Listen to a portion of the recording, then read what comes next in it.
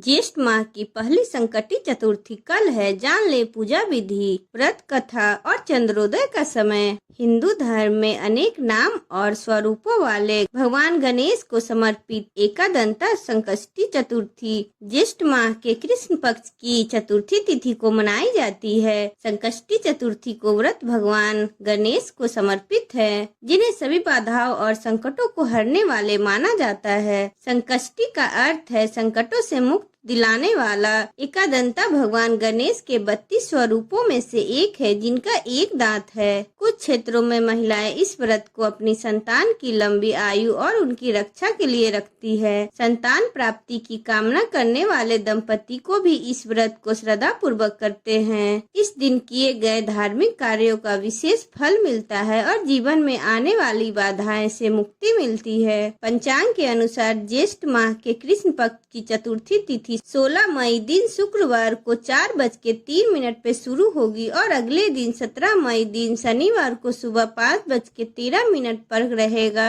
संकष्टी चतुर्थी की पूजा शाम को चंद्रोदय के समय की जाती है, इसीलिए यह व्रत 16 मई दिन शुक्रवार को ही किया जाएगा। अब जानते हैं एकादंता संकष्टी चतुर्थी पूजा विधि। सुबह जल्दी उठकर स्नान आदि से निर्वित होकर भगवान गणेश के समक्ष व्रत का संकल्प ले। पूजा के स्थान को साफ करें और भगवान की प्रतिमा और चित्र स्थापित करें। भगवान गणेश का आवाहन करें और उन्हें स्थापित करें। भगवान गणेश की प्रतिमा को गंगा जल या शुद्ध जल से अभिषेक करें। उन्हें पीले और लाल वस्त्र अर्पित करें। चंदन, कुमकुम, हल्दी आदि से श्रृंगार करें। भगवान गणेश को पीले या लाल फूल और ध्रुवा घास अवश्य अर्पित करें। ध्रुवा उन्हें अत्यंत प्रिय है। भगवान गणेश को मोदक, लड्डू, विशेषकर तिल के लड्डू, फल और अन्य मिठाई का भोग लगाएं। घी का दीपक जलाएं और धूप जलाकर आरती करें। भगवान गणेश के मंत्रों का जाप करें, जैसे ओम गण गणपताय नमः या ओम वक्र कुंडाय नमः।